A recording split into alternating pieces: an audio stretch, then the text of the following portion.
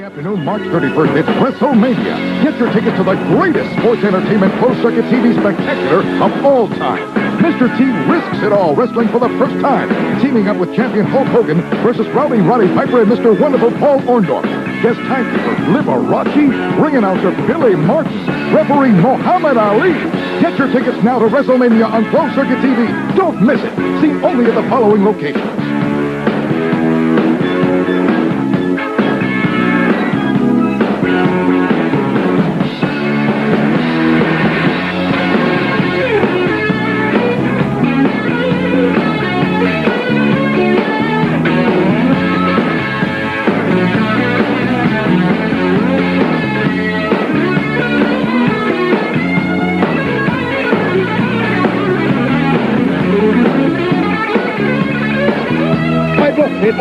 You dead meat.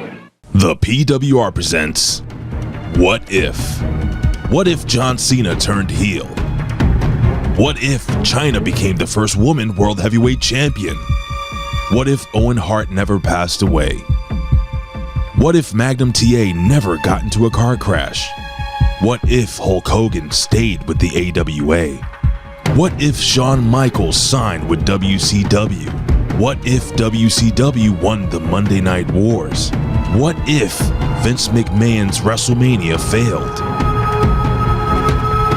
What if?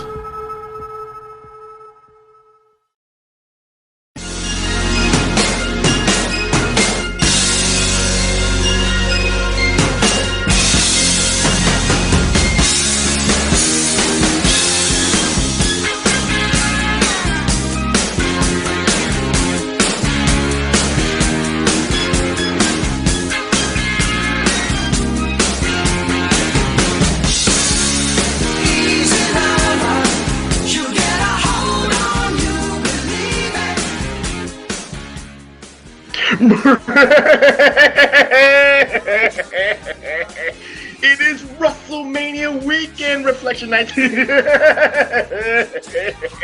It is the showcase of the Immortals, as they say, the grandest stage of them all. And you know how the PWR Podcast here at the Hami Media, Podbean.com has got to do it. You know, every podcast, every YouTuber is going to do a WrestleMania week. You know, they're going to review all the shows. They're going to review all the matches. They're going to review all the takeovers. They're going to review all the Ring of Honors and all the other stuff that's correlated with WrestleMania weekend. So it was apropos. You know, Down to Destruction, shout outs to him. Of course, he's not listening to the podcast right now. It is his Lent until Easter or something like that, if I remember correctly. He told me this. So once the Lent is over, he will be on a binge to listen to the podcast. So when Down to Destruction listens to this, it's going to be late, but neither here nor there. So I just want to give a shout out to the Down to Destruction. Give a shout out to Phil Scott Wood. Give a shout out to Greenpeace. Give a shout out to 8-Track Black Michael Davis, the king of the tributes. Give a shout out to the Dr. WrestleNomics Jeff Lipman, the Gooch. I haven't said his name in a long time. I know that sometimes he goes in and out listening to the podcast, but I hope he's in on this one. Because you know why I'm laughing hysterically? Because PCO. I only laugh. What is that? PCO. PCO. Well, no, he doesn't laugh. Well, you were being maniacal, like you created them. Well, yeah, I create a lot of things. You know, in the laboratories of the professor, there is certain things I have created. You know, sex dolls and all that stuff. But again, neither here nor there. But it is the What If on the PWR Podcast here at the Hami Media Networks at Podbean.com. And I must introduce myself because I am vain like that. I must introduce myself because you see here, Reflection Nights, there's a little gray here, there's a little gray. So I have to introduce myself so I can lose the grayness here in my goatee. So I can become a couple of years younger. You know, so I can go back into my 30s, go back into my 20s. I want to do Benjamin Buttons the other way. But again, neither here nor there. I am the most charismatic one. I am the most studious one. I am the most stupendous one. But most importantly, I am the most glorious one. The only objective man in this IWC, YWC, PWC punditry. The only objective man in this political sphere. the Professor Chabelo Cruz. And I'm not here, no. I am here with my brother from another mother, the man who ran like a coward when Big Ray challenged him to a fight, to a debate last week. He ran as like a chicken shit because he said, and I quote, I had to go to my Taylor Swift, I had to do Debbie Gibson, I had to do Tiffany, I had to see them all. But again, it's his choice. You know, I don't judge. There's no pronouns here. I don't judge him. He wanted to do it. He did it. But yeah, you know, there was a lot of grinder glory holes. Again, there was a lot of rumors in Detroit going on, but he can dispel those rumors. He is your friend of mine, Mr. Wonderful. Dum Dum doing it its own. The Iron Stomach one, Dr. Freaking Stein. Tommy Wonder, how you doing, my friend? You just made me think of, after Sacrifice was over, I'm going to pull a Nate Matson here. I hung out in the locker room afterwards. I got to see, I cannot say, if I'm going to name drop this person. Funny enough, reflection, I saw him on Sacrifice. He was in a blue, were you in a blue shirt and your friend was on your left with a hat on, like a black hat? No hat. I had the blue shirt, said Ted Lasso. Scott Demore actually tweeted out the shots of the crowd, and I'm in one of them pictures too. But anyhow, if of all the people I've name dropped, I have to, and I've name dropped this guy before, but I have to tell you, this dude is a special human being. He is someone who has reached out to me. He's a lurker on Facebook. He don't post, but he saw that I was trying to lose weight one time, and I was doing all this stuff, and he actually slid into my DMs like the dudes that slide in the herbs, but this was for advice, and gave me weight loss advice that worked, that I did. Obviously, I've let it all come back.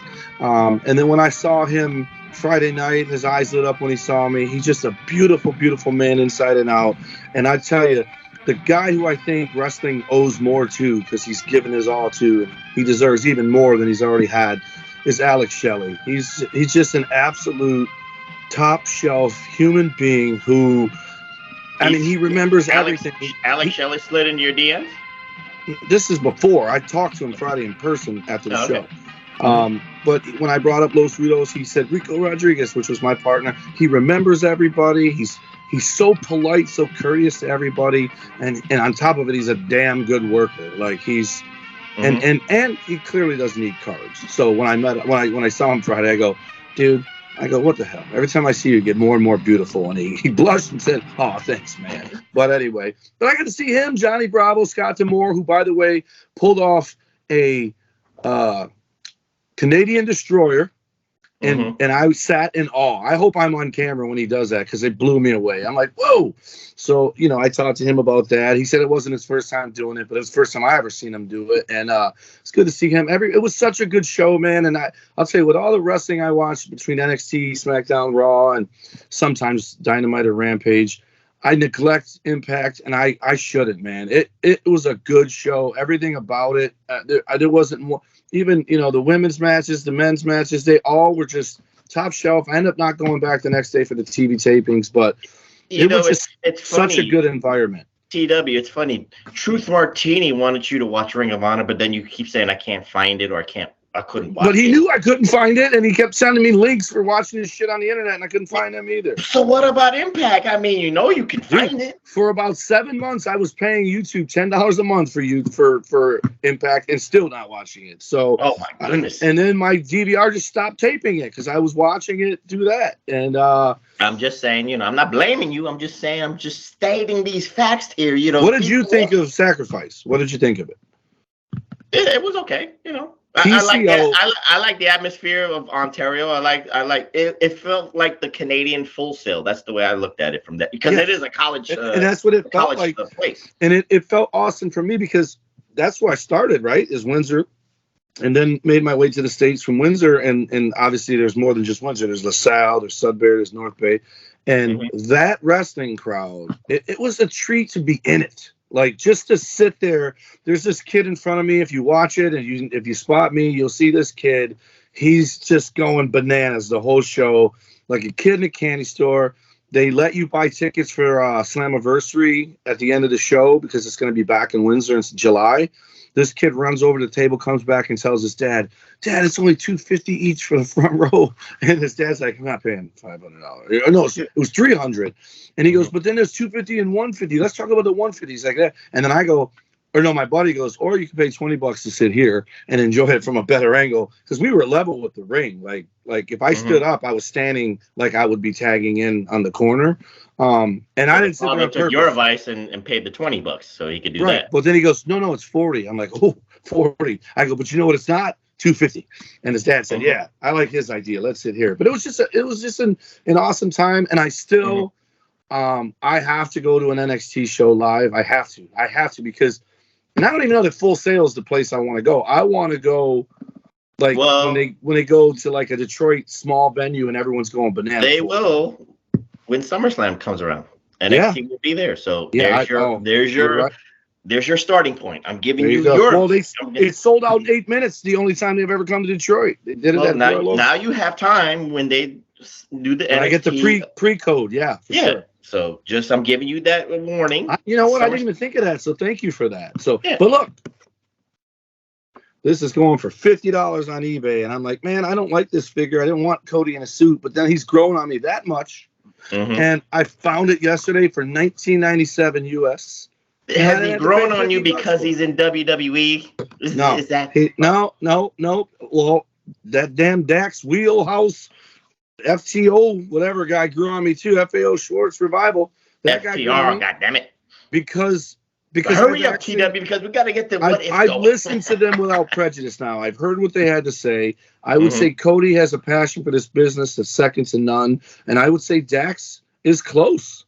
He's got a passion for the business too. And they won me over. I don't look at them as whiners anymore. I look at them guys as insatiable. They've done a lot and they still want to do a lot more. And I can appreciate that. But I got one more surprise. I was hoping Ray joined us. Oh, Pro Wrestling. Thank you that you warned me right now so this way I wouldn't get into my spiel. Yeah, that's why I told you I had a surprise for you before. This came over the weekend. So two things. One, I was like, damn it, I got to wait till Tuesday or Monday. And then two, it came last week, not during the weekend. And two, I forgot that it came. And so when I was coming down here to record, I'm like, I got a box to open. So here we go. I'll be quick. All right. Shirt number one already. I like the color scheme. It's actually a pretty good shirt. You remember Reflection Nights for the 12 that has remained strong. He has not gotten that Adam Cole stuff. He wanted something Adam Cole, and he hasn't gotten it yet. Roddy Piper, not bad. I like that. Yeah, I like the scheme. Is that Vince McMahon on the right? Oh, it's got Vince McMahon. They live. Did you see that? It's just like our podcast. They live Vince. Oh, okay. That's awesome. That's why it looked like Vince. So I was like, oh, shit, that's cool. Oh, nice shirt. It's not Adam Cole. It's not Adam Cole, but I like this guy. Oh, and I could walk around town with this shirt and people will think it's me saying this. Maxwell Jacob Friedman. Better than you. MJF. Still better than you. Yeah, people just like that. That's your Twitter handle. Still better than you. Your favorite wrestler of all times. Akeem, the African Dream. I swear to you, if Adam Cole shit, oh my God, it's worse than a comic book. Oh, a decal. Fuckers. Oh, this is badass. I'm going to get me a thing to put all these pins on, and that's a good pin for me. That's old school Sting right there. Ooh, I got some kind of bandana. Now look at that. I'm not going to open that, but let's see who the 8x10 autographed is. Sometimes they give you two. Maybe that bandana says boom, like Adam Cole, boom. Oh, I just watched this guy wrestle live. Oh, okay, cool. Isn't that Lynn Dorado? El Dorado? Yes. Lynn Dorado. Well, I don't know I forget his real name on the indie circuit because that's the he's on Dorado. Impact. He's on Impact. I don't know if they trademarked that name. So is it Lindsay Dorado there too? Yeah. Oh, okay. I asked my buddy how he got to keep it. He goes, because he worked it. He had it before. It's a House of Black flag. Alistair Black. Oh, okay. So I might even send that to my buddy Dennis in the mail. Let him have it. Cool. Not too disappointed. Except next for the Adam month, Cole. Next month, got your boy. Got two of your boys on next month. Taz and Miro. Owen Hart, cool. Daniel Bryan, Old Bucks, Repo Man, and Greg Valentine. Lince Dorado. Yeah, that's his name. Well, I would have rather Lince Dorado. I would have rather a Sting micro brawler or an Adam Cole micro brawler. I knew I wasn't getting Adam Cole because they already sold his as a limited edition. But all right, that's done. Well, beggars can't be choosers. But anyway, two shirts that I'll wear. I'm glad with the two shirts that I'll wear. And again, it was a great opening. TW's back. You know how TW is. He has to tell a story. He has to show off his pro wrestling craze. But now we got to get into this what if.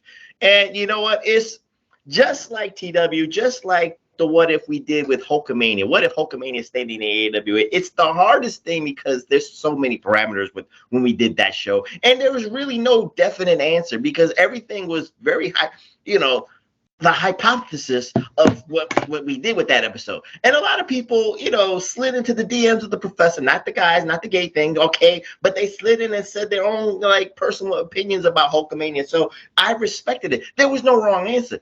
This one is equally a hard way to look at it because, again, the easy answer is because Reflection Nights, we are doing a what if. What if WrestleMania failed? Yes, what if WrestleMania failed is an easy answer because we could do a show in 30 seconds. Oh, WrestleMania failed. Vince goes out of business. WWF closes its doors. That's it. That's too easy, TW. We know that. It is too easy because we have to at least... There's many variables of this what if because we have to talk about it in the before stage, before WrestleMania even becomes a concept. And we got to talk about the after stage, the ripple effects. Because, again, there's a lot of questions. And this is going to be a fun episode to do. Hopefully it won't be as long.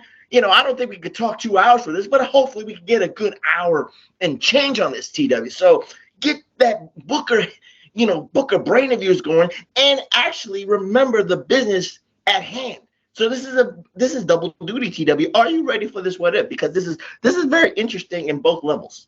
I am, because I have thoughts and questions that I'll throw at you of it failing. Like, what do you think the aftermath would be, right? Which is what we're doing. But I'll just say it. I believe in Vince. So if it failed, I think we still end up with a Vince-run world because the other guys had a head start on him and weren't running it already. You know what I mean?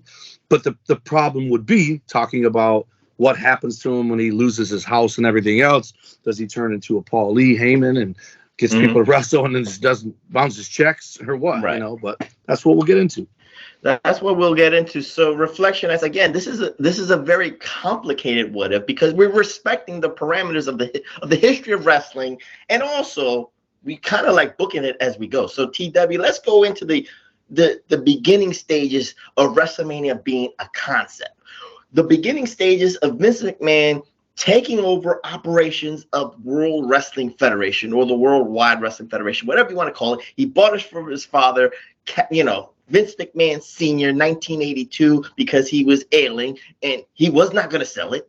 So he had no choice but to sell it to his son. So maybe Vince McMahon Sr., that could be another what if, a future what if. What if Vince McMahon Sr. sold it to somebody from the NWA board of directors? That would be my what if, but neither here nor there. But then we wouldn't have a podcast because wrestling would be dead. That's what will happen. See, again, you have a what if that answers everything in 30 seconds. You can't do that. I could elaborate because I can tell you why. It's the same reason why WrestleMania succeeding led to what it became now, and other people just had to catch up. That's why NWA became WCW, right? But NWA was a bunch of people stuck in the old ways. They would have never strived for more. I totally understand. So with that variable of what Vince McMahon Jr.'s vision was, first vision of Vince McMahon Jr. is get it out of the territories, get it out of the tri-state area. We understand that because, again, the gentleman's agreement, stay in your lane. And the funny thing is, TW, to be respectful here with the old territory, the old school ways, Vince McMahon Sr., Jr. technically had one of the top territories in terms of making money. New York, New Jersey, Philly, Boston, Washington. You can't beat that, TW. That's a money train on the East Coast. More wrestlers were making money, going to Madison Square Garden. Every wrestler said you were making the most money going to Madison Square Garden. You made the second most going to the Carolinas. But again, I'm not going through the logistics. I'm just saying from the old school sense. But he did not want to be territorial. He wanted to be national. And of course, Vince, you said it. Vince McMahon mortgaged his house. He maxed out every credit card that he had. He took everything from his trust funds that his father maybe left him. Or he took every penny that he saved working under his father, Vince McMahon Sr., to put the WWF in his vision, in his light. So we already know that he went around. He bought Georgia Championship Wrestling from the Briscoes. That's where we got Black Sunday. We know that he not swindled. He sweet talked Hulk Hogan from becoming the AWA champion to becoming the WWF champion. We know that he took talent like Piper, Steamboat, Junkyard Dog. Again, the first wave of the AWA people leaving because Vince paid him more. He took television deals from his competitors. So he made WWF national. So he was already inheriting a lot of debt, TW. So I'm trying to get the logistics here. So he knew that WrestleMania had to be a big success. So TW, right now, let's talk about the money, the debt. Again, this is one factor of the failure. He already amounted a lot of. He was doing Tony Khan stuff. Amassed a lot of debt. Thank you for getting the English. You're the professor. I just want you to sound smarter. And I don't even know if that's the right word. I don't even know if that's the right word, but amassed. Well, you know what? Again, I've been fighting that pronoun battle for a long time, so I'm not doing anything. So don't worry, TW. They like you asked me to all the time. No, I'm he. I'm a he. But anyway, TW, let's talk about that. He's doing Tony Khan stuff, and I'm not ribbing Tony Khan. He's amassing without the billionaire father. He's doing Tony right. Without a billionaire father, he has no billionaire net. So what say you, TW, about that parameter right now? He's amassing a huge amount of debt, doing what he has to do because of that vision first. There's people in an entertainment business, whether it be music, movies, TV, whatever, that their work ethic is why people say they were going to make it no matter what. Vince McMahon is one of those people. And maybe I'll offend some of our 12 listeners, but Donald Trump is one of those people. This guy doesn't sleep. If he puts himself to something, he's going to do it or die trying, and that's Vince McMahon. The guy was dedicated to his vision. I don't know. I would like to believe that it's even bigger than even he thought it would be. Now, but at some point, I think he became not satisfied and knew it could be bigger and bigger and bigger and bigger and kept going and going and going. And maybe even felt that way as recently as a year ago before he stepped down. Like there's still more to get, like the Saudi Arabia stuff and all that. Like you get into Saudi Arabia, now you really are touching all corners of the world, right? You're not just in the US, Japan, England, Australia, all that. Now you're in Saudi. I'm surprised he didn't go to India first, like Jarrett, but Jarrett probably was like, hey, he's coming here one day. Let's beat him to it. That probably went into Jarrett's mind.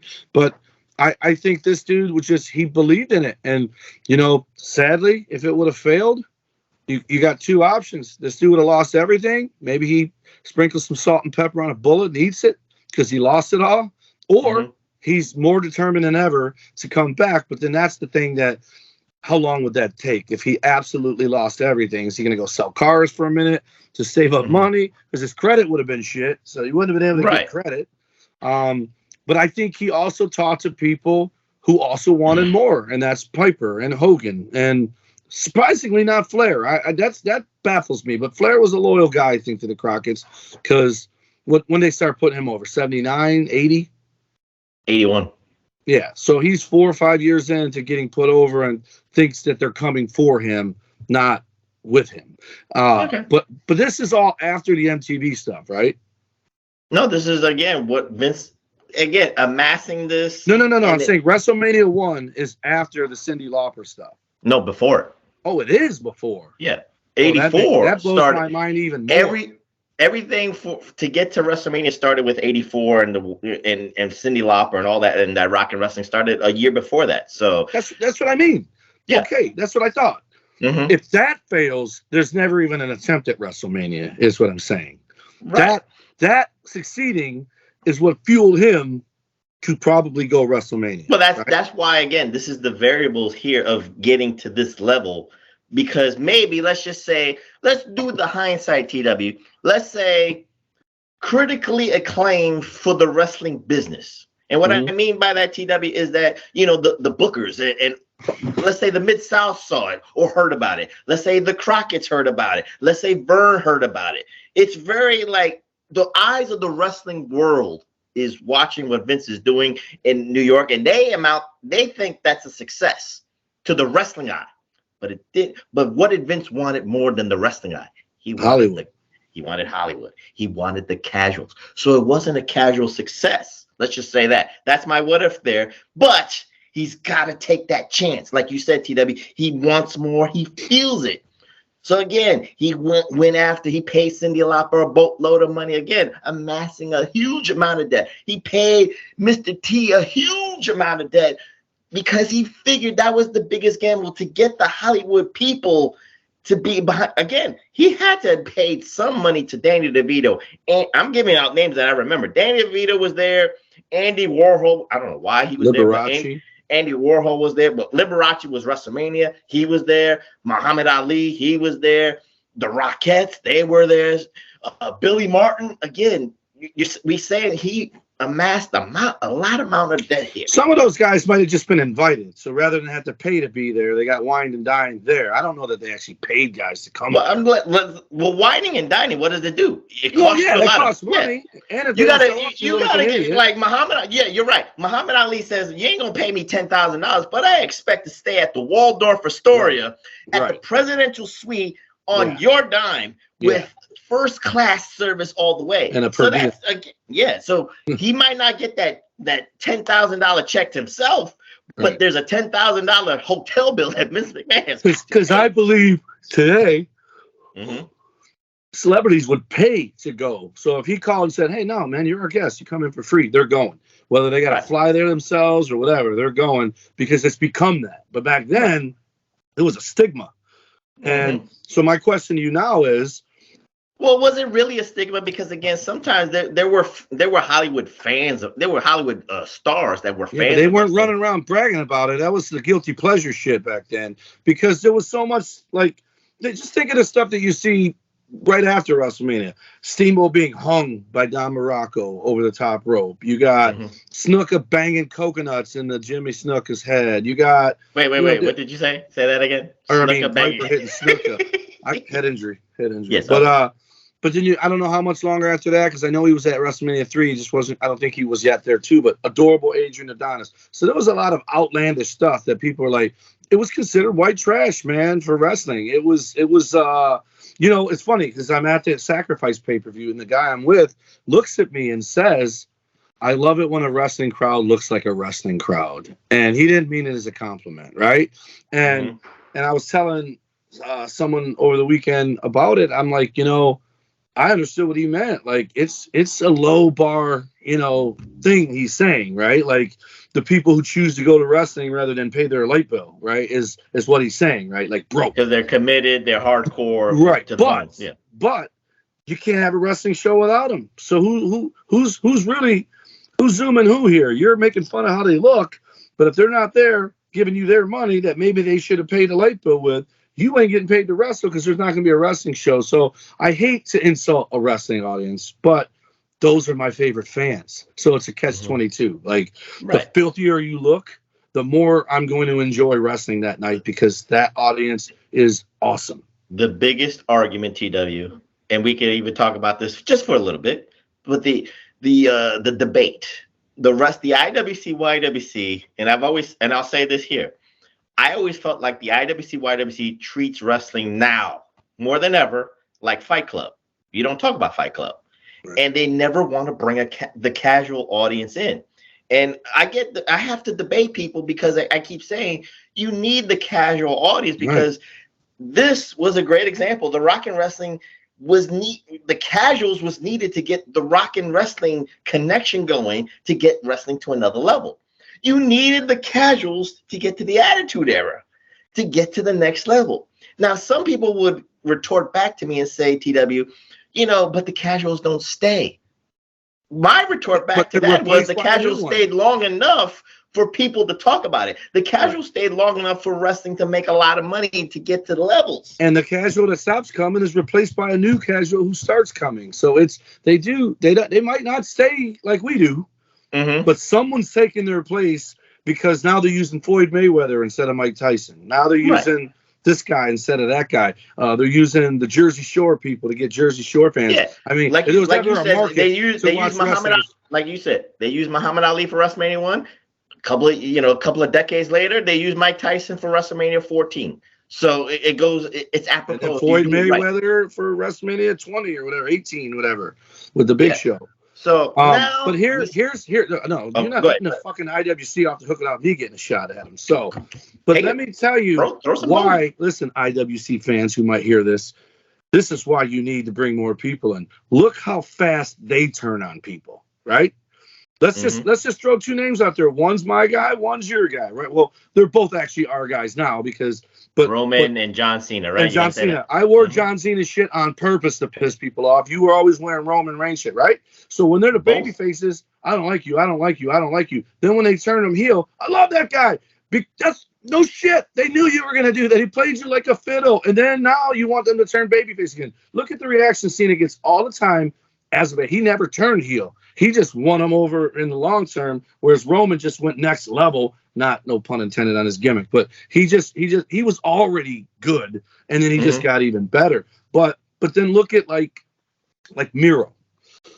Oh, they don't use him right there. They don't use him right there. They don't use him right there. Then he leaves and goes to the other place. They don't use him right there. They don't use him right there. At some point, you gotta come with the common denominator, which is who? The guy, right? Like Cesaro, I love him. Ever since he went to AEW, he's invisible to me. And I see him on their show often, but he's just not the same guy. And people say that about Keith Lee right now. I never saw anything in Keith Lee, but yes, he's a perfect example because I just heard the other day, Keith Lee is one of 4 guys that Triple H would take back today. Keith Lee, Cesaro, and I think Miro. And one other guy. But at the end of the day, the IWC casual or rabid fan, the problem with them is they get mad too easy, they get sad too easy, they get critical. They get critical too much. They're never not critical, but to their credit, they get happy real easy too. Just seeing CM Punk come through a curtain made them rejuvenate their love for the business, right? But if you don't add more people to it, and you don't add more perspectives, then they're just going to keep pushing the same shit down the throats of everybody that works because 13,000 people love it, right? Yeah. But those people cannot live forever too. So that too. And this is the big point. Every one of them dudes that they wanted to leave WWE to go to AEW did. Daniel Bryan, Cesaro, Miro, Black, all these guys. And every single fucking one of those guys at his name are lost in the shuffle of AEW. Your champions are always going to be Moxley, Punk, Omega, Jericho. I don't even know who champ is. No, MJF. Shit, I just got his shirt. MJF. There's only a handful of guys. So now that they're 3 years along, it's the same thing. You have to feed what works. And that's why they do it. And so now you got all these people. So you have bringing in Cyndi Lauper. And now look at it. WCW brought in people too. You know why? Because the shit works. That's why they bring in people. And AEW brought in Mike Tyson. And MLW will bring in Tony Hawk or whoever. They'll bring in whoever they can pay for to come in. Because you got to at least bring a buzz. It's going to put new eyeballs on the product. This is the conundrum because of, Vince McMahon, Reflectionites is accumulating, amassing huge amounts of debt because of what he's doing right now. So now let's just say, TW, it totally flops. So let's go into 2 different scenarios. I want to talk about Vince second because I think there's many directions we can talk about this because you actually said it a little bit. So I want to leave him last. Let's talk about in the business per se, TW, like Hogan left, AWA. Steamboat left the Carolinas. Piper left. So all these guys, let's talk about Valentine. Again, we could talk about a whole shitload of people. So let me ask you, in this one scenario, if WrestleMania failed, I guess the scenario would be Vince has got to close shop. He has no choice. Right. Let's talk about the wrestlers now. So, you can pick any name you want out of WrestleMania 1. So, TW, the floor is yours. The question I want to ask you is, would Vern Gagne, Jimmy Crockett, Fritz, Mike Graham, or what are the Grahams in Florida? Watts. Bill Watts, that's a good name too. Would they be vindictive? Would they shortchange these wrestlers? What say you, TW, about the bookers? Oh, they would, because again, they'd be like, they would have the laugh that I do for what if. But here's what I will tell you. Mm-hmm. It would end up looking like a trade. Vern is not taking Hogan back. Crockett's not taking Steamboat and Piper back. Unless they left on good terms. If they left on good terms, Hogan did not leave on good terms. He left in the middle of the night, took the money and ran, right? Mm-hmm. So much so that Vern offered the Sheik money to break his leg. So Vern is not taking Hogan back. Now, would Crockett want Hogan? Absolutely. Would Bill Watts want Hulk Hogan? Absolutely. Would Fritz want him? Absolutely. But here's the problem. Who's taking the blame for it failing? Hogan. Mm-hmm. Hogan's taking the blame. So maybe he might be hot potato. No one's touching him because they don't want the stigma of that guy coming in. Or, like you said, they're going to lowball him. They're going to bring him in low and make him start from the bottom and work their way back up. But what's the old saying? In every industry, the cream rises to the top. So you can put him at the bottom all you want. If the people like him, he's rising right back up. All right. Well, again, so you already said Hogan, Steamboat, Valentine, Piper. What say you about them? Again, you gave the scenario. If they left on good terms, AWA. I think Steamboat, Piper, maybe even Hogan, because if Vern's going to put money first, because to me, I mean, obviously you have Starrcade, right? And that's why I mentioned Valentine. Valentine and Piper fought each other on the first Starrcade, and they both were on the first WrestleMania. We've talked about that on other podcasts. But Vern is the one who was right on the heels of Vince. And I think Vern would have been like, this is what Vince did wrong. This is what I'm going to do. So that's the only scenario where I think Vern runs the wrestling world, is if Wrestle Rock takes off, right? And he's going to bring or what he said, he did the Super Clash thing. So he would with was all it the Wrestle Rock before Super Clash? No, Super Clash was first. Okay, so Super Clash. So so he's going to bring in Hogan, he's going to bring in Piper, he's going to bring in Steam, he's going to bring all those guys in because he's going to show where Vince failed and he's going to succeed. But whether he did or not is another question. But I like to believe Super Clash succeeded since they ended up having 3 of them, and how much better would they be if you had the main guys from WrestleMania 1? It's actually a good quandary. You know why, TW? Because, again, would somebody be opportunistic like you're saying? Because, again, with all that talent that's, that closes doors, again, because we've lived through this in 2001 when WCW and ECW closed down. It wasn't easy for Vince McMahon to say, oh, I can bring everybody in. I can have super shows. I can have like 2 different shows, Raw and SmackDown. He had difficulties having, controlling the wrestling world in North America. Vince McMahon had to create his own competition with him himself. So it wasn't that easy. But at least with WWF, again, Reflection X, we're doing a what if here. If WrestleMania failed, if WWF closed its doors, there was at least AWA to, fall back on for wrestlers. There was at least NWA to fall back on. UWF you could fall back on. The Mid-South with Jerry Lawler you could fall back on. Again, the wrestling, the territories might not have been strong, but I think maybe because if WWF went out of business, TW, I think the territories would have crept back up. Been, that's a good word. It would have been reborn because you have all this talent and you can nestle them anywhere. So again, UWF. Think about UWF. Just add Hogan in there. Hogan versus One Man Gang. Hogan versus Big Bubba. Happened in WWE. But TW, let me ask you this question here, because again, the philosophies, again, the Southern wrestling territory is about the long storylines. It's about long drawn out wars of storylines and all that stuff. And again, WWF was about the sizzle and the and the entertainment factor, if you will. That's where sports entertainment was born with Vince McMahon and WWF. So I have to give credit where credit is due because they didn't want to be called professional wrestling. Vince wanted sports entertainment because he thought it was theater. So again, that's the philosophy. It works. We know in reality it works, TW, but we're doing a what if, so it didn't work. So again, Hogan. But I'm saying Hulk Hogan coming out being Dr. Death's surprise partner against One Man Gang and Big Bubba Rogers. He would have fit right in. He would have fit right in. And then Dr. Death versus Hogan. DiBiase versus Hogan. All these matches happened in the You know, it's funny you say Hogan, but you did not talk about Junkyard Dog. He needed to come back to UWF. Or maybe But I'm talking about massive dudes. I'm talking about like the top of the card, not the DiBiase's massive, but Dr. Death, I'll never forget as long as I live. It was in Afters magazine. He not only warrior pressed One Man Gang and Big Bubba, he did a rep. He did a rep with the One Man Gang and slammed him on the second one to say, take that, Andre the Giant getting slammed by Hogan. I just military pressed One Man Gang, 2 reps. So it would have been monster. JYD would have fit in with the Terry Taylors and the Eddie Gilberts and the Chris Adams and the Savannah Jacks for the TV title for sure.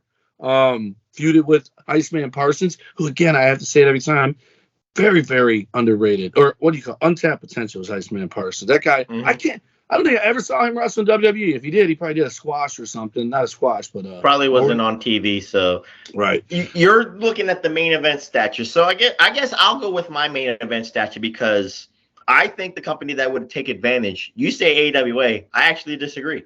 I think Jim Crockett and the NWA would have went a little bit higher. I think they would have actually inherited the New York territory. And wait. Let me say it first again. I think is already well built, and I'm going with my Booker thing because with the prestige of the NWA champion, Ric Flair, again, like you said, Starrcade's coming up. What do you do first? You merge the titles. Hogan would have a title that is, let's say, vacated. It's not in business anymore. Or he's the last champion. He's the last champion. So you bring that title in, Starrcade 85 or Starrcade 86 instead of Nikita Koloff against Flair. Fuck that shit. You build a year story program with Hogan saying, I'm the real world. You could do the real world's champion angle with Hogan and Flair, Starrcade 86, boom. And then if you want to give Flair the whole glory, fine, so be it. But I'm just saying, you build that for that. Or, again, the tag team champions. You had Volkov for Sheik or the American Express. Holy shit. Rock and Roll Express, American Express, the Ballet Expresses. Come on, TW. You would even love that shit. There's only one problem. What's the problem? There's 2 problems. One, you say it all the time. The NWA was fine and dandy being south of the Mason-Dixon line. No, I understand. But remember who's in the NWA? The American Dream, Dusty Rhodes. And he has those aspirations to venture. Right. And he would convince. But the other problem is the Crockett's didn't. They did not want to. Look what happened. Like Baltimore was as far north as they'd go, and then that was teetering. They tried Chicago a couple times. They would do Long Island, didn't draw shit. So they were timid. But again, the scenario, I understand that. That's the reality because there was competition that was playing Madison Square Garden. Right. And if you put Hogan on your card at the MSG to fight Flair, you're going to draw. But when Flair beats Hogan, you're not drawing the second show because they're going to be mad as hell that Flair won, unless they take to him. But again, we're saying that because of the advantage of the Southern wrestling story, of a year-long drag it out, dusty finishes, you could do a Madison Square Garden fuck finish and then save Starrcade for Greensboro, North Carolina. Yeah, I'm just saying you have the best of both worlds because again, the Eastern fan base can be all pro Hogan, and then you hear them cheering and booing Flair, but then you take it to the Southern tier, and then people are cheering Flair and booing Hogan out the building. Bret Hart, Canada, US, man, it's the greatest thing ever.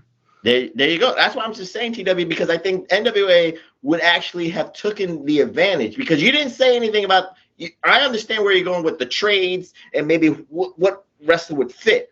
I think NWA would just because Dusty's there. Dusty was like, I think we could do a super show, baby. We could do that super show. Tag team unification. Well, Intercontinental title, U.S. title.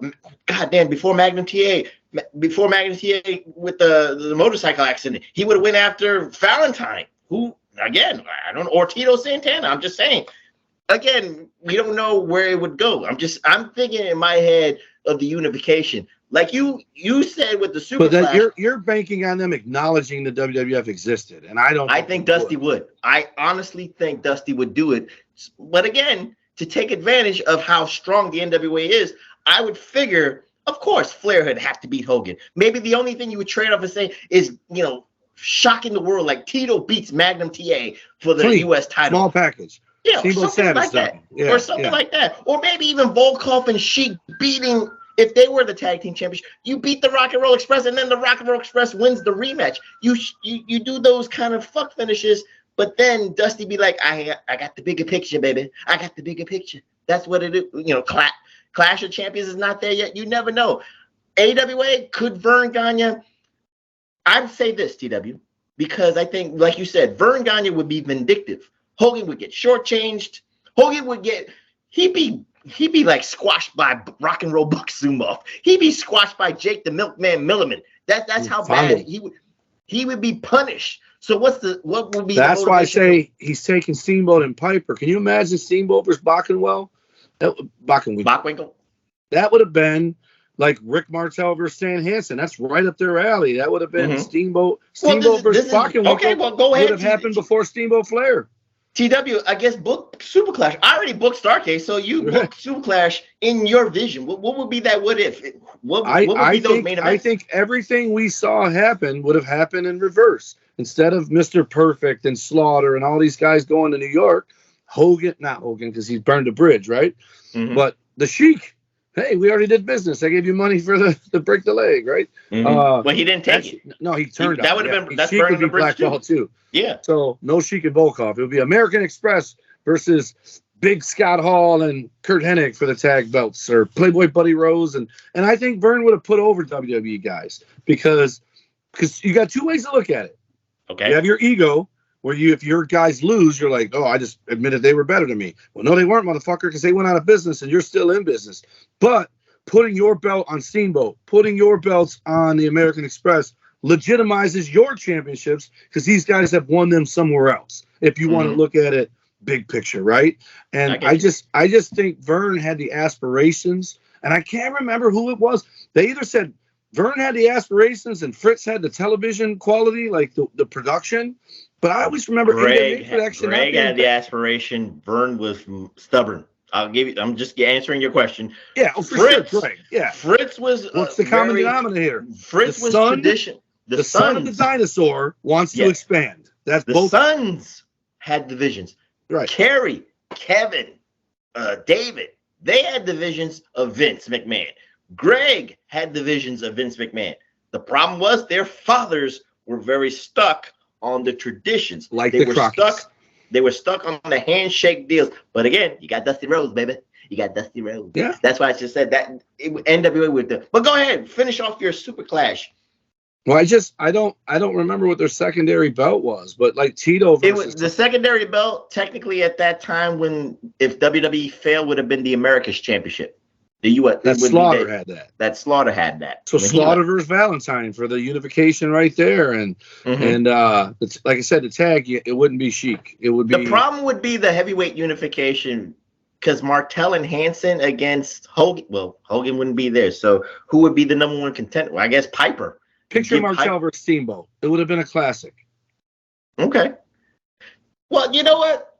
Here's another scenario here, TW, because again, you actually brought up a name that I want to address right now, because with WWE failing, put it this way, like the larger than life personas would not have reached that Phoenix, if you will. Piper's character would not have reached its Phoenix without WWF. Ricky the Dragon Steamboat's aura, presence, charisma. Well, I don't know if he had charisma, but you know where I'm going with this. That would not have reached without Vince McMahon doing that. So what say you, TW, about the characters that were not created, but you know where I'm going, that was developed in WWF. Yeah. They were never would have had their chance. Steamboat against Martel would have been Martel fighting himself, because Steamboat didn't have that character just yet. But he came out with the gi and all that. No. He was the dragon. No. See, he was not technically. He was doing this, but that he did not have the gi. He did not have the look. He was very vanilla. Sometimes he had no knee pads. He didn't become the dragon. No, he didn't become the dragon until '86. They had that long WrestleMania 2. Yeah, WrestleMania 2, but they had that long 6-week promo where he was fighting in the temples to earn his ninja-dom. So again, saying Steamboat against Martel for the title, technically, but he's still a good worker. Still a good worker. But it wouldn't draw. That's the problem. Because Martel would be that same. His character sucked in the AWA because it was so vanilla. He comes to the WWF, and you and I agree. If he was the model Rick Martel in AWA as the heavyweight champion, we wouldn't need Nick Bockwinkel being 50 years old as a heel champion. Right. We wouldn't, you didn't have Mr. Perfect yet. It took a couple of years before cool Kurt Hennig became Mr. Perfect. So you get where I'm going. Your unification with Martel and Steamboat, technically sound. I'm not disputing that. 5-star classic. Meltzer would cream in his pants in Canada if that match would happen. I don't think Hogan Martel sells either, though. So it would have to be Tito. You'd have Strikeforce fighting each other before they ever became a team. Because Tito was the worker in '85. That dude was House of Fire. Got a big dude. Did the flying burrito, the figure four. Terry Taylor did the same shit. The only match that would be almost like a squash would be the Road Warriors against the tag team champions on the WWF side, because it wouldn't matter. Maybe he does bring in the Sheik and Volkov because he's not going to do that to the American Express, right? But that because you was not going to derail the momentum of the Road Warriors if that scenario happened. So again, this is a great scenario because again, the characters that were developed in the WWF that became larger than life. We both agree none of them were going to fucking Texas or Mid-South. Why not? Is this again? I mean, are there any Texas was making money until they became the UWF when they had bigger, aspirations. No, we're talking about world class. I'm not talking about UWF. No, I'm saying UWF. Forget that. I'm saying Mid-South. Okay. Mid-South and world class, even though they called it world class, even as a kid, it felt regional to me without knowing any better. Even though I'm reading about it in a magazine, Mid-South sounds like they wrestle every Friday night at the place on the corner in Greensboro or Memphis, whatever the hell. And then Texas, it was always in the same building. They were always at the damn Sportatorium or they were in 3 places: the Sportatorium, the Cotton Bowl, and or where the Dallas Mavericks played, the Reunion Arena at that time. But they did the Alamo Dome, but they only wrestled in the corner of it. Well, it wasn't created just yet, so whatever the fuck. They wrestled some big ass venue where they only wrestled. That's what I said. The Cotton Bowl. That was their. Oh, that was the Cotton Bowl or Texas Stadium. So it was either the Cotton Bowl or 4 places: Cotton Bowl or Texas Stadium. That's where they did. So it's funny but it felt regional. So AWA and NWA feels national. Because of the mystique and the prestige. Because you have, as a kid in magazines, you have pictures of Ric Flair fighting in Japan. You have pictures of Nick Bockwinkel or Vern Gagne fighting in Japan or Mexico or fucking Canada. They went somewhere other than the Sportatorium, is my point, or the Mid-South Coliseum. I'm not disputing that. I understand totally 100%. But again, there would be lower tiers that have to go to world class. There would be lower tiers that have to go to Mid-South. Have to make. And there might even be guys that were on Super Clash or Starrcade that ended up going to World Class or Mid-South after that show because they weren't going to keep them. They just brought them in for the big show, and then that was that. Yeah, look at it this way, because, again, think about someone like King Kong Bundy. He left Texas to go to the Northeast because he was in World Class, so he can't go back to Texas. Hair. Actually, the funny thing, let's talk about that. King Kong Bundy lost his hair in Texas or Mid-South, I forget which one. He goes to the Northeast. I think his character balloons. He gets cred. He gets street cred. King Kong Bundy is technically reflection. And I'm not trying to be biased here. He's like a free agent pickup. I don't want to use that word game changer because, again, it defeats the purpose. But you know what I mean? Good hand. He'd be a good hand, but he'd be like a big fucking deal because he'd be a big get. So where would King Kong Bundy take advantage of being that free agent game changer. I think it would have to be AWA because you got King Kong Brody, you got Jerry Blackwell. So, and he was there. Stan Hansen. He was there. He actually teamed with Jerry Blackwell to fight the Road Warriors. So King Kong Bundy's been everywhere. And then he was part of the Road Warriors. He was the Legion of Doom with Jake the Snake. Yeah, that too. So, again, you know who King Kong Bundy is? Who? He's somebody that a current World Wrestling Entertainment superstar should take fucking heed and say, hey, I was a little bit more over as a bald guy. It's time to break out the Clippers. And until he does that, Bronson Reed? He was bald? No, you're asking me who would do it. No. I'm telling you about that. We have a guy who was bald, and then he come back with his damn pretty boy hair, and it just doesn't work. Oh, Killer Cross. Karrion Kross. Yeah, Killer, whatever the hell he is. What's he called in WWE? Karrion or Killer? Karrion Kross, yeah. Karrion Kross. All right, so again, your scenario would be more Super Clash-esque. My scenario I think he had bigger aspirations than Crockett. No. I'm just saying your theory would be more AWA Super Clash. My theory would be Dusty would take advantage and Starrcade would be more bigger because of the I think the unifications actually work better, in my humble opinion. What do you say, TN Coupon? I know TN Coupon is going to be on my side of this. Maybe he might pick TW, but I agree with you. If you can get Flair versus Hogan and you can do it title for title, I just don't think they would acknowledge the New York territory. They just wouldn't. They hated them. We never know. This is why it's called What If. But here's what I really think would happen. What would that be? I think Vince McMahon would have crawled under a rock for about 3 months, found some investors, probably even a Donald Trump, and got some other billionaires. Say, look, man, I know where I messed up. I brought in too much emphasis on the Cyndi Lauper stuff. I needed to build the wrestlers more. And then the entertainers should have been accent pieces, not part of the show. Mr. T really sank us because he couldn't work. So we'll have cornermen or we'll have this. But if you guys fund this, WrestleMania 2 is going to be the big deal. Because WrestleMania 3 was the real gamble. They would have went out of business if 3 failed. Just because of how much money they put into it. It cost way more than WrestleMania 1, but he had more money to wager. But I think Vince comes back. I don't think he stays down. Okay, so now since we did the wrestlers and kind of fantasy books, let's talk about Vince McMahon. Which avenue would he go with? So let's look at it from one scenario, TW. You already put the scenario out there. He would take a 3-month hiatus. So I guess that would be March, April, May, June. So you think he would take a hiatus? Would he rebrand the WWF? Would he change the name to take the stigma out, or just call it a different organ, maybe the CWF, you know what I'm saying, or the AWF, or something like that? Would he try to kill, because he has to get away from, let's just say, I know what he would do. I know what he does. He wants to get away from his father's promotion. He does. He wants to create. That's what he tried to do and failed. Okay.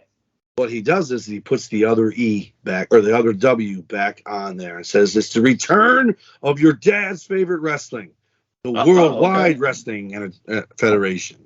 He puts the W back in the WWF, but then saying that with Howard Finkel, this is for the WWF. It's kind of like a tongue twister. I don't like that personally for me. Or you just say the Worldwide Wrestling Federation, and you bring in Bruno, and you bring in Buddy Rogers, you bring in all the dudes that were big deals for the original WWF, and you start Pedro, and you bring it to New York, and you do it like almost an apology to the New York fans. Like, I'm going back to basics. Let me ask you this. I understand where you're going with this. The motivation then would be the stigma that Vern had with the AWA. And the reason I'm saying that is because he hung on to Dick the Bruiser too long. He hung on to Baron Von Raschke too long. He hung on to Nick Bockwinkel too long. Wouldn't that be dropped? He actually hung on to Bruno Sammartino with your scenario. He hung on to Bruno because, again, he's quick money. He's a quick draw. He wrestled until 87. I don't mean book him. I mean, those are the guys. How are you going to use? How are you going to use? You're going to use them in place of celebrities. You're going to have the legends as the guys. So it'd be like cornermen, managers, broadcasters, special timekeeper, all that kind of stuff. Like, just celebrating the past. It would almost come off like, if you did it right, it would almost come off like that last episode of NXT, that last takeover, where the 4 old school guys, Gargano, Ciampa, and all them fought the 4 young guys in War Games to pass the torch. You have maybe Bruno wrestles, maybe Pedro wrestles, but you build the other guys around him. Kind of like Sting versus Triple H, how you had the NWO and DX there, but the match was Sting versus Triple H. You have Bruno versus Buddy one more time. Or Zbyszko. You bring him in there, Buddy. Bruno versus Zbyszko one more time in 86. Or 80 and SummerSlam's born early. SummerSlam is 85.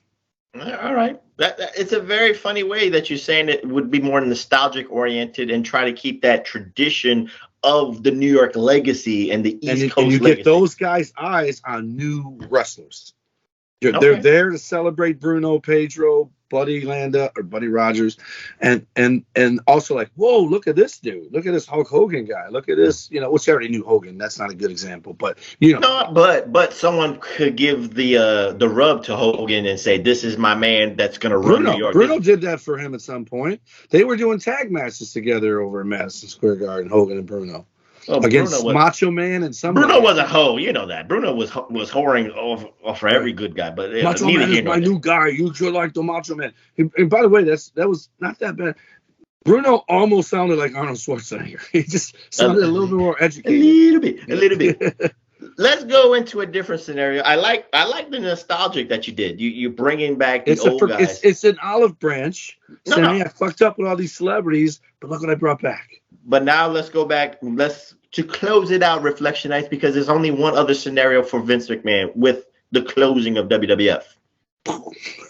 Give a scenario, TW, because let's look at it from the standpoint of like Eric Bischoff. Right. Vince McMahon, what's best for business? Let me use him as talent. Or Paul Heyman, what's best for business when ECW went out of business? Vince McMahon said, fuck it.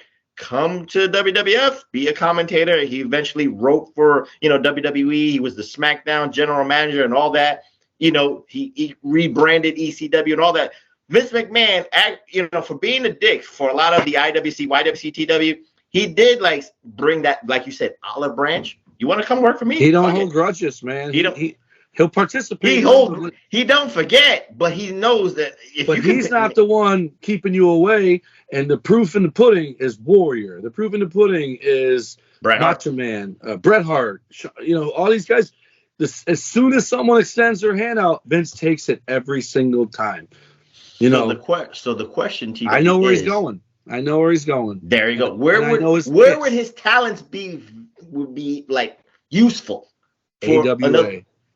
Why would that be? Because your enemy and my enemy makes us friends. Crockett's the bad guy here. You broke away from him. I broke away from him. Let's do something together and let's put Crockett down. That would be the pitch. Let's keep him out of the North. That's a decent pitch. And then I'll say this in my humble opinion, TW.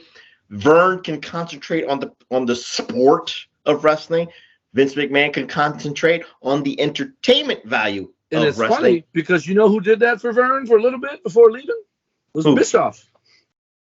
To a degree, a little bit, but he was an executive, and then they threw him on TV, and then his just stock rose, and then he ended up going to WCW. And then it happened there too, where his stock rose. But right, so he was the one trying to like commercials on TV and stuff like that. Bischoff was doing that stuff for AWA. So maybe Mr. T would go to AWA in Minneapolis, or maybe Cyndi Lauper would go. The only way Hogan's coming back is he's coming back with Vince. Hey, again, this is a what if, TW. Yeah. I actually agree with you that Vince McMahon probably would go to the AWA. Maybe he would have a fit. He would have reservations with the NWA. Maybe that NWA legacy, he doesn't want to be latched onto it. He figures the AWA. But that's the real heat. Like he burned AWA, but he'd be the one going, look, man, wasn't personal. Yours was the easiest one to pluck it from. Them fuckers down in Atlanta are loyal, right? Even though he got loyal. The Southern, you're right. The Southern was the hard thing to like pick apart. He had to do that. It took years on that. AWA was easier. So that's why. So let me ask you this. Again, I get your reality. In your world, AWA makes all the sense.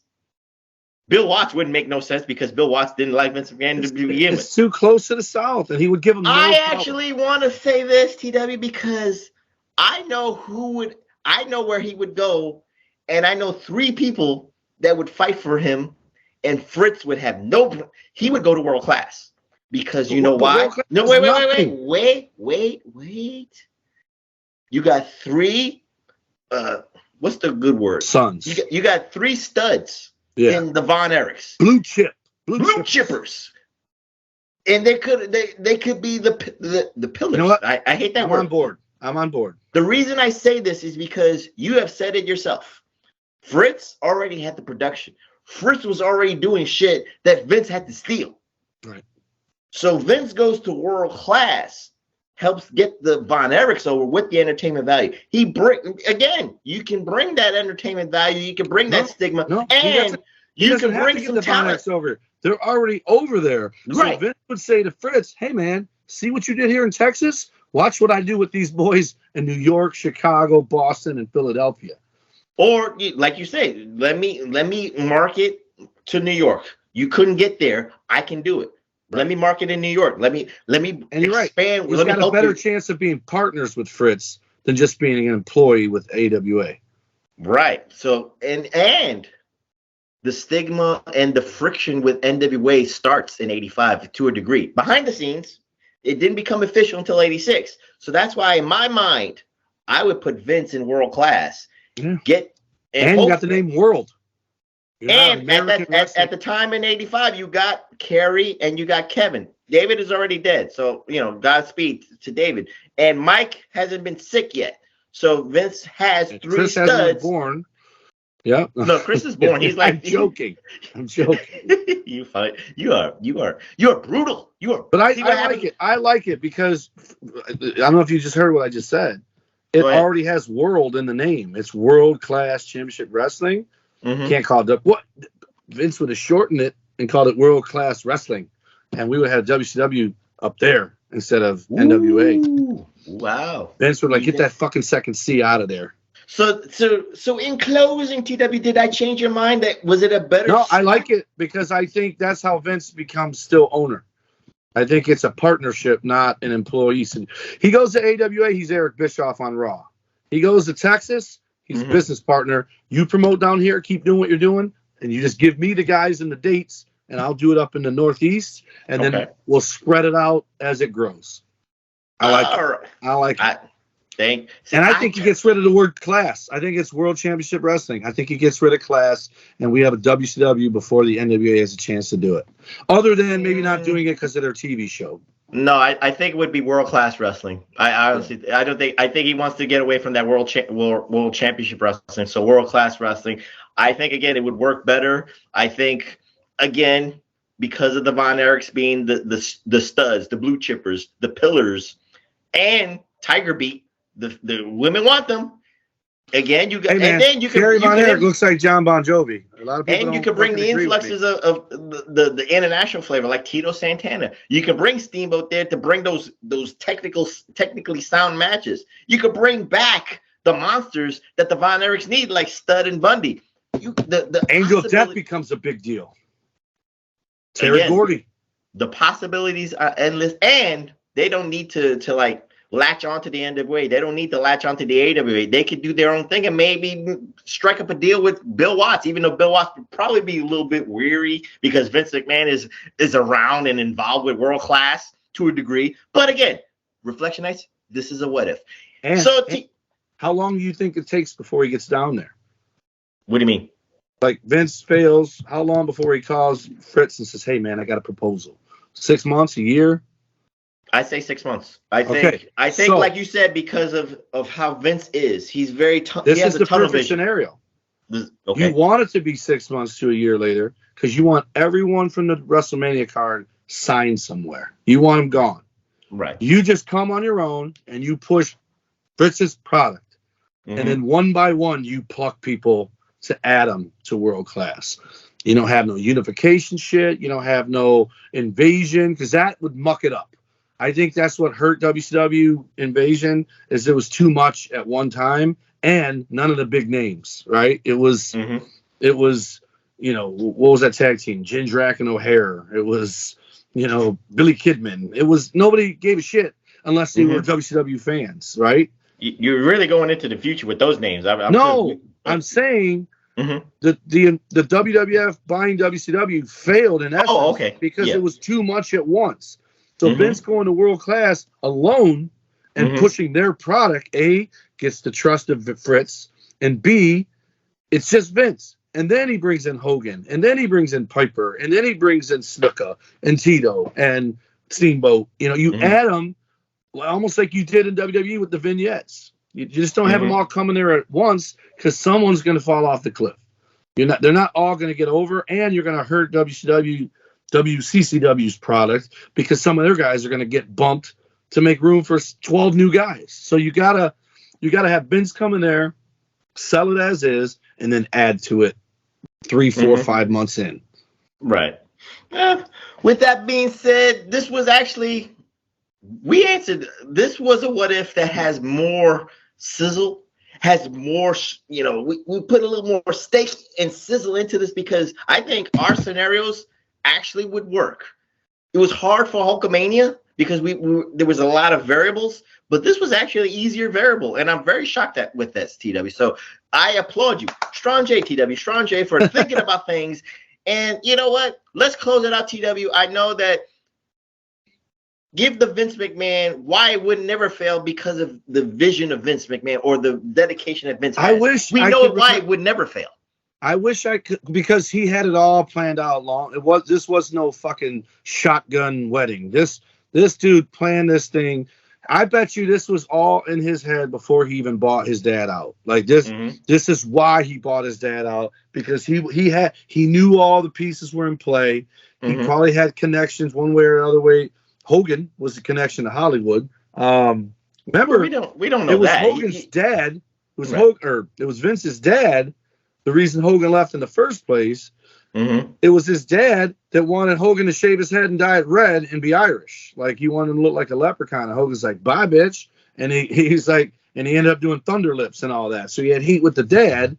And then Vince was like, no, come back, motherfucker. It's almost like today.